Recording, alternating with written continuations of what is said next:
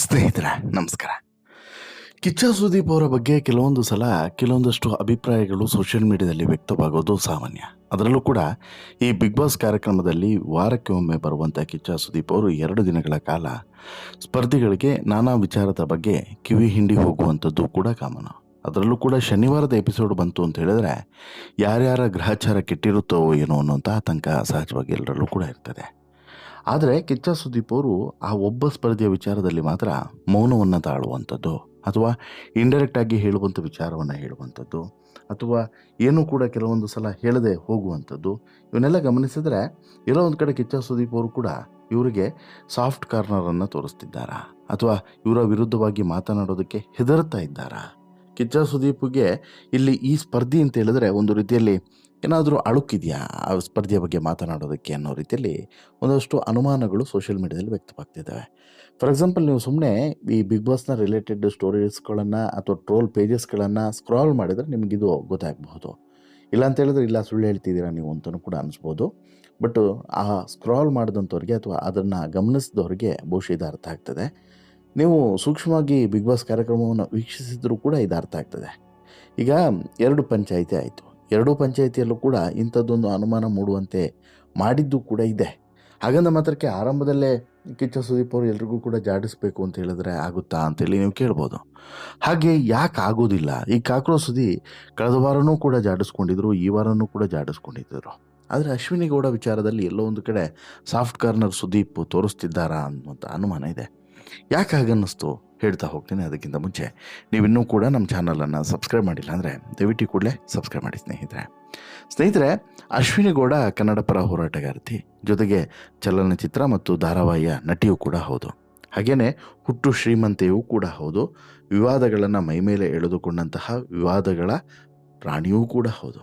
ಈ ಎಲ್ಲ ಕಾರಣಗಳಿಂದನೂ ಕೂಡ ಮತ್ತು ಒಂದಷ್ಟು ವೈಯಕ್ತಿಕ ವಿಚಾರಗಳು ಕೂಡ ಇತ್ತೀಚೆಗೆ ವೈರಲ್ ಆದಂಥ ಕಾರಣಕ್ಕೋಸ್ಕರ ಅಶ್ವಿನಿ ಗೌಡ ಅವರು ಬಿಗ್ ಬಾಸ್ ಮನೆಗೆ ಬಂದರು ಅನ್ನೋದರಲ್ಲಿ ಎರಡನೇ ಮಾತೇ ಇಲ್ಲ.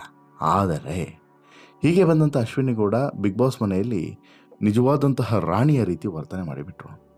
ಬಟ್ಟು ಈ ರಾಣಿ ರೀತಿ ವರ್ತನೆ ಮಾಡುವಂಥ ಸಂದರ್ಭದಲ್ಲಿ ಆಕೆ ಬಿಹೇವ್ ಮಾಡಿದಂಥ ರೀತಿಯ ಬಗ್ಗೆ ಸಾಕಷ್ಟು ಅಪಸ್ವರಗಳು. ಬಟ್ ಎಲ್ಲೂ ಕೂಡ ಅಶ್ವಿನಿ ಗೌಡ ಬಗ್ಗೆ ಒಂದಷ್ಟು ಜನ ಏನು ಅಭಿಪ್ರಾಯವನ್ನು ವ್ಯಕ್ತಪಡಿಸಿದ್ರು, ಕಿಚ್ಚ ಸುದೀಪ್ ಅವರು ವೀಕೆಂಡ್ನಲ್ಲಿ ಸರಿಯಾಗಿ ಕ್ಲಾಸನ್ನು ತೆಗೆದುಕೊಳ್ತಾರೆ. ಈ ಮೊದಲ ವಾರವೂ ಕೂಡ ಹಾಗೆ ಆಯಿತು, 2ನೇ ವಾರನೂ ಕೂಡ ಹಾಗೆ ಆಯಿತು. ಎಲ್ಲರೂ ಕೂಡ ಏನು ಅಂದ್ಕೊಂಡಿದ್ರು, ಕಿಚ್ಚ ಸುದೀಪ್ ಅವರು ಅಶ್ವಿನಿ ಗೌಡಗೆ ಸರಿಯಾಗಿ ಕ್ಲಾಸನ್ನು ತೆಗೆದುಕೊಳ್ತಾರೆ. ನೋಡಿ, ಆರಂಭದ ವಾರದಲ್ಲೂ ಕೂಡ ರಾಜಮಾತೆಯಾಗಿ ಮೆರೆದಂಥ ಈಕೆಯ ದರ್ಪ ದೌಲತ್ತಿನ ಬಗ್ಗೆ ಒಂದು ರೀತಿಯಾದಂಥ ಅಪಸ್ವರ ಮತ್ತು ಸೋಷಿಯಲ್ ಮೀಡಿಯಾದಲ್ಲಿ ಈಕೆ ವರ್ತನೆ ಬಗ್ಗೆ ಒಂದು ರೀತಿ ಬೇಸರವೂ ಕೂಡ ವ್ಯಕ್ತವಾಗಿತ್ತು. ಸ್ವಲ್ಪ ಅತಿ ಆಯಿತು ಅನ್ನೋ ರೀತಿಯಂಥ ಬೇಸರ. ಬಟ್ ಈ ವಿಚಾರದ ಬಗ್ಗೆ ಕಿಚ್ಚ ಸುದೀಪ್ ಅವರು ಮಾತನಾಡಬಹುದು ಅಂತೇಳಿ ಮೊದಲ ವಾರದ ಪಂಚಾಯಿತಿಯಲ್ಲಿ ಅಂದ್ಕೊಂಡಿದ್ರು. ಬಟ್ ಮಾತನಾಡಲಿಲ್ಲ. 2ನೇ ವಾರವೂ ಕೂಡ ಮಾತನಾಡ್ಬೋದೇನೋ ಅಂತೇಳಿ ಅಂದ್ಕೊಂಡಿದ್ರು. ಯಾಕಂತ ಹೇಳಿದ್ರೆ 2 ವಾರ ಕೂಡ ಸಾಕಷ್ಟು ತಪ್ಪುಗಳನ್ನು ಅಶ್ವಿನಿ ಮಾಡಿದರು. ಪ್ರಮುಖವಾಗಿ ಬಿಗ್ ಬಾಸ್ನ ರೂಲ್ಸ್ಗಳನ್ನು ಬ್ರೇಕ್ ಮಾಡುವಂಥದ್ದು, ಜೊತೆಗೆ ಬಿಗ್ ಬಾಸ್ನ ಕೆಲವೊಂದಷ್ಟು ನಿರ್ದೇಶನಗಳಿಗೆ ಸರಿಯಾಗಿ ರೆಸ್ಪಾನ್ಸನ್ನು ಮಾಡದೇ ಇರುವಂಥದ್ದು, ಬಿಗ್ ಬಾಸ್ ಮನೆ ಒಳಗಡೆನೂ ಕೂಡ ಅಹಂಕಾರದಿಂದ ವರ್ತನೆ ಮಾಡಿತ್ತು ಅಂಥದ್ದು, ಜೊತೆಗೆ ಕೆಲವೊಂದು ಸ್ಪರ್ಧಿಗಳ ಬಗ್ಗೆ ಕೆಟ್ಟದಾಗಿ ಮಾತನಾಡಿತು. ಈ ಎಲ್ಲ ವಿಚಾರಗಳ ಬಗ್ಗೆ ತೆಗೆದುಕೊಂಡು ಇಲ್ಲಿ ಮಾತನಾಡಬಹುದೇನೋ ಸುದೀಪ್ ಅವರು, ಚಾಟಿ ಬೀಸ್ಬೋದೇನೋ ಅಂತೇಳಿ ಅಂದ್ಕೊಂಡಿದ್ರು. ಮೊದಲನೇ ವಾರ ಅದು ಹುಸಿಯಾಯಿತು, 2ನೇ ವಾರ ಅಲ್ಲೂ ಕೂಡ ಹುಸಿಯಾಯಿತು. 2ನೇ ವಾರ ಮಾತನಾಡಿದರು, ಬಟ್ ಬೆಣ್ಣೆಯಲ್ಲಿ ಕೂದಲು ತೆಗೆಯುವ ರೀತಿ ಮಾತನಾಡಿದರು. ಹಾಗಾದರೆ ಅಶ್ವಿನಿ ಗೌಡ ಬಗ್ಗೆ ಮಾತನಾಡೋದಕ್ಕೆ ಸುದೀಪ್ಗೆ ಏನಾದರೂ ಆತಂಕ ಇದೆಯಾ, ಭಯ ಇದೆಯಾ, ಹೆದರಿಕೆ ಇದೆಯಾ? ಈ ರೀತಿಯಾದಂಥ ಪ್ರಶ್ನೆಗಳು ಹೇಳ್ತಾ ಇದೆ. ಅಸಲಿಗೆ 2ನೇ ವಾರ ಅಂತೂ ಗಂಭೀರವಾದಂಥ ಟಾಪಿಕ್ಗೆ ಇತ್ತು ಅಶ್ವಿನಿ ಗೌಡಗೆ ಕ್ಲಾಸನ್ನು ತೆಗೆದುಕೊಳ್ಳೋದಕ್ಕೆ. ರಕ್ಷಿತಾ ಶೆಟ್ಟಿಗೆ ಕಾರ್ಟೂನ್ ಅಂದ ಮೇಲೆ ಅಶ್ವಿನಿ ಸ್ವಲ್ಪ ಉಲ್ಟಾ ಹೊಡೆದ್ರು ಅಂತಲೂ ಕೂಡ ಅನಿಸುತ್ತೆ. ಆದರೆ ಅಶ್ವಿನಿ ಉಲ್ಟಾ ಹೊಡೆದಿದ್ದನ್ನು ಗಮನಿಸಿದಂಥ ಕಿಚ್ಚ ಸುದೀಪು ಸೂಕ್ಷ್ಮವಾಗಿ ತಮ್ಮ ಮಾತನ್ನು ಹೇಳಿದ್ರು. ತುಂಬ ಜೋರು ಮಾಡು ಕೂಡ ಹೇಳಲಿಲ್ಲ, ಅಥವಾ ಅವರ ತಪ್ಪನ್ನು ಎಚ್ಚರಿಸುವಂಥ ಕೆಲಸವನ್ನು ಕೂಡ ಮಾಡಲಿಲ್ಲ. ಅದೇ ಎಲ್ಲೋ ಒಂದು ಕಡೆ ತಪ್ಪಾಯ್ತೇನೋ ಅಂಥೇಳಿ. ಯಾಕಂತ ಹೇಳಿದ್ರೆ ಈಗ ಸುದೀಪು ಎಲ್ಲ ವಿಚಾರದ ಬಗ್ಗೆ ಕೂಡ ಮುಕ್ತವಾಗಿ ನೇರವಾಗಿ ಮಾತನಾಡೋರು. ಯಾರಿಗೂ ಕೂಡ ಅಂಜಿಕೆ ಅಳುಕನ್ನು ಇಟ್ಕೊಂಡು ಮಾತನಾಡುವಂಥ ವ್ಯಕ್ತಿ ಅಲ್ಲ, ಮುಖಕ್ಕೆ ಹೊಡೆದಂಗೆ ಮಾತನಾಡೋರು. ಬಟ್ ಈ ಅಶ್ವಿನಿ ಗೌಡ ವಿಚಾರದಲ್ಲಿ ಯಾಕೆ ಆ ರೀತಿ ಆಗಲಿಲ್ಲ ಅನ್ನುವಂಥದ್ದು ಮೊದಲ ಪ್ರಶ್ನೆ. ಈಗ ಅಶ್ವಿನಿ ಗೌಡ ಬಗ್ಗೆ ಎಷ್ಟು ಅಪಸ್ವರಗಳಿದ್ದಾವೆ, ಎಷ್ಟು ಬೇಸರಗಳಿದ್ದಾವೆ ಅಂತ ಹೇಳಿದ್ರೆ, ಜಾಹ್ನವಿ ಒಬ್ಬರನ್ನ ಬಿಟ್ಟು ಬಹುತೇಕ ಎಲ್ಲರೂ ಕೂಡ ಅಶ್ವಿನಿ ಗೌಡ ಬಗ್ಗೆ ಒಂದಷ್ಟು ಕಂಪ್ಲೇಂಟ್ಗಳನ್ನು ಇಟ್ಕೊಂಡಿರೋರೆ. ಅದರಲ್ಲೂ ಕೂಡ ಗಿಲ್ಲಿ ನಟ ಅಂತೂ ಅಶ್ವಿನಿ ಗೌಡ ಅವರನ್ನು ಎಷ್ಟು ರೋಸ್ಟ್ ಮಾಡೋಕ್ಕಾಗುತ್ತೋ ಅಷ್ಟು ರೋಸ್ಟನ್ನು ಮಾಡ್ತಾರೆ. ರೋಸ್ಟ್ ಅಂದರೆ ಹೆಂಗೆ, ಆಕೆ ಮಾಡಿದಂಥ ತಪ್ಪುಗಳನ್ನು ಎಡವಟ್ಟುಗಳನ್ನು ಇಟ್ಕೊಂಡೇ ರೋಸ್ಟ್ ಮಾಡುವಂಥದ್ದು. ಅದರಲ್ಲೂ ಕೂಡ ಅಶ್ವಿನಿ ಗೌಡ ಕಳೆದ ವಾರ ಅಂತೂ ಸ್ವಲ್ಪ ಅಧಿಕನೇ ಮಾತನಾಡಿದರು, ಅಹಂಕಾರದಿಂದ ವರ್ತಿಸಿದರು. ರಕ್ಷಿತಾ ಶೆಟ್ಟಿಗೆ ಕಾರ್ಟೂನ್ ಅಂತಲೂ ಕೂಡ ನಿಂದಿಸಿದರು. ಇದೀಗ ಕಿಚ್ಚನ ಎದುರು ಮಾತ್ರ ಅಶ್ವಿನಿ ಗೌಡ ಯೂಟರ್ನನ್ನು ಹೊಡೆದಿದ್ದಾರೆ. ಈ ಯೂಟರ್ನನ್ನು ತೆಗೆದುಕೊಂಡರೂ ಕೂಡ ಅಶ್ವಿನಿ ಗೌಡಗೆ ಸೂಕ್ಷ್ಮವಾಗಿ ಹೇಳಿದ್ದಾರೆ ಹೊರತು ನೇರವಾಗಿ ಬಿಸಿ ಮುಟ್ಟಿಸುವಂಥ ಕೆಲಸವನ್ನು ಕಿಚ್ಚ ಸುದೀಪ್ ಹೆಸರೇಳಿ ಮಾಡಲೇ ಇಲ್ಲ.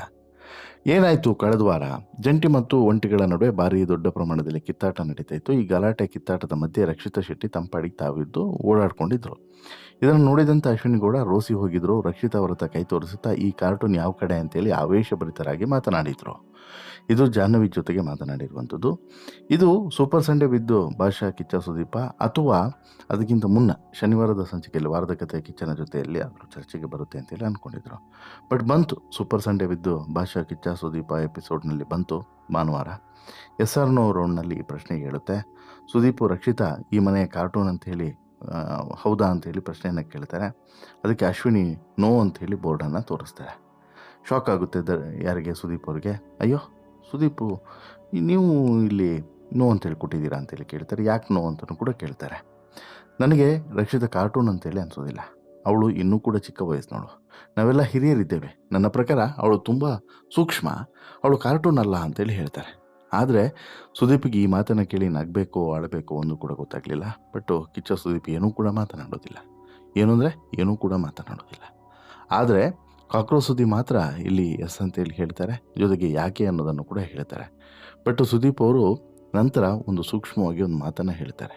ಏನು, ನೀವು ನಿಮ್ಮ ಒಂದು ಪ್ರಶ್ನೆಗಳೇ ಇದು, ಇಲ್ಲಿ ನಾನು SR ನೋ ಅಂತೇಳಿ ಕೇಳ್ತಿದ್ದೀನಿ ಅಂತ ಹೇಳಿದ್ರೆ ಒಂದು ನೀವು ಆಡಿರುವಂಥ ಮಾತುಗಳು ಅಥವಾ ಬೇರೆ ಹೊರಗಡೆ ಮಾತನಾಡುವಂಥ ಮಾತುಗಳೇ ಆಗಿರಬಹುದು, ಅಥವಾ ನಿಮ್ಮಲ್ಲೇ ಯಾರಾದರೂ ಒಬ್ಬರು ಈ ವಿಚಾರವನ್ನು ಚರ್ಚೆ ಮಾಡಿರ್ಬೋದು, ಸ್ಟೇಟ್ಮೆಂಟನ್ನು ಕೊಟ್ಟಿರ್ಬೋದು. ಅದಕ್ಕೆ ನೀವು ವ್ಯತಿರಿಕ್ತವಾದಂತಹ ಉತ್ತರವನ್ನು ಕೊಟ್ಟರೆ, ಅಂದರೆ ಅವತ್ತೊಂದು ಉತ್ತರ ಇವತ್ತೊಂದು ಉತ್ತರ ಕೊಟ್ಟಾಗ ನೀವು ಬಹಳ ವಿಚಿತ್ರವಾಗಿ ಹೊರಗಡೆ ಕಾಣಿಸ್ತೀರಾ ಅನ್ನೋದನ್ನು ಮರಿಬೇಡಿ ಎನ್ನುವಂತಹ ತೀಕ್ಷ್ಣವಾದಂತಹ ಮಾತನ್ನು ಸೂಕ್ಷ್ಮವಾಗಿ ಹೇಳಿದರು. ಬಟ್ ಇದರ ಅವಶ್ಯಕತೆ ಇರಲಿಲ್ಲ. ಇಷ್ಟು ಸೂಕ್ಷ್ಮವಾಗಿ ಇಷ್ಟು ತೀಕ್ಷ್ಣವಾಗಿ ಹೇಳುವಂಥ ಅವಶ್ಯಕತೆ ಇರಲಿಲ್ಲ. ತೀಕ್ಷ್ಣವಾಗಿತ್ತು ಬಟ್ ಸೂಕ್ಷ್ಮವಾಗಿರಲಿಲ್ಲ. ಆದರೆ ಇಂಡೈರೆಕ್ಟಾಗಿ ಹೇಳುವಂಥ ಅವಶ್ಯಕತೆ ಇರಲಿಲ್ಲ ಅಂಥೇಳಿ ನೇರವಾಗಿ ಹೇಳ್ಬೋದಾಗಿತ್ತಲ್ಲ, ನೇರವಾಗಿ ಹೇಳ್ಬೋದಾಗಿತ್ತು ಅಥವಾ ನೇರವಾಗಿ ಕೇಳ್ಬೋದಾಗಿತ್ತು. ಅಲ್ಲ ರೀ, ಅದು ಹಿಂಗೆ ರೀ, ನೀವು ಕಾರ್ಟೂನ್ ಅಂತೇಳಿ ಹೇಳಿದ್ರಿ, ಈಗ ನಾಳೆ ನಿಮಗೂ ಯಾರಾದರೂ ಆ ರೀತಿ ಹೇಳಿದ್ರೆ ಬೇಸರ ಆಗಲ್ವೇನ್ರಿ? ಜೊತೆಗೆ ನೀವು ಮಾತನಾಡುವಂಥ ಸಂದರ್ಭದಲ್ಲಿ ಹೇಗೆ ಮಾತನಾಡಬೇಕು, ಏನಂತೇಳಿ ಮಾತನಾಡಬೇಕು ಅನ್ನುವಂಥ ಸೆನ್ಸ್ ಬೇಡವೇನ್ರಿ ಅನ್ನುವಂಥ ಪ್ರಶ್ನೆಯನ್ನು ಜಾಹ್ನವಿಗೆ ಮತ್ತು ಅಶ್ವಿನಿ ಗೌಡ ಕೇಳಬೇಕಾಗಿತ್ತು. ಕೇಳಿದರೆ ಸುದೀಪ್ ಅವರ ತೂಕ ಹೆಚ್ಚಾಗ್ತಿತ್ತು. ಇಲ್ಲಿ ರಕ್ಷಿತಾ ಅಂತಲ್ಲ, ರಕ್ಷಿತಾ ಅನ್ನೋವಂಥ ವ್ಯಕ್ತಿಯನ್ನು ಬದಿಗಿಟ್ಟು ನೋಡಿ. ಯಾರ ಬಗ್ಗೆನೂ ಕೂಡ ಆ ರೀತಿ ಇಂಡೈರೆಕ್ಟಾಗಿ ಮತ್ತು ಅಷ್ಟು ಕೀಳಾಗಿ ಮಾತನಾಡೋದು ಸರಿಯಲ್ಲ. ಅದು ಅವರ ವ್ಯಕ್ತಿತ್ವವನ್ನು ತೋರಿಸ್ತದೆ, ಯಾರ್ದು ಅಶ್ವಿನಿ ಗೌಡ ವ್ಯಕ್ತಿತ್ವವನ್ನೇ ತೋರಿಸೋದು, ಅದರಲ್ಲೇನು ಎರಡನೇ ಮಾತಿಲ್ಲ. ಬಟ್ ಪ್ರಶ್ನೆ ಎದ್ದಿರುವಂಥದ್ದು, ಅಶ್ವಿನಿ ಗೌಡ ಅಂದರೆ ಕಿಚ್ಚ ಸುದೀಪ್ ಅವರಿಗೆ ಭಯ ಇದೆಯಾ? ಅಶ್ವಿನಿ ಗೌಡ ವಿರುದ್ಧವಾಗಿ ಮಾತನಾಡೋದಕ್ಕೆ ಆತಂಕ ಇದೆಯಾ, ಹೆದರಿಕೆ ಇದೆಯಾ? ಹೀಗೊಂದು ಪ್ರಶ್ನೆ ಇದ್ದಿದೆ. ಇದಕ್ಕೆ ನಿಮಗೇನು ಅನಿಸುತ್ತೆ?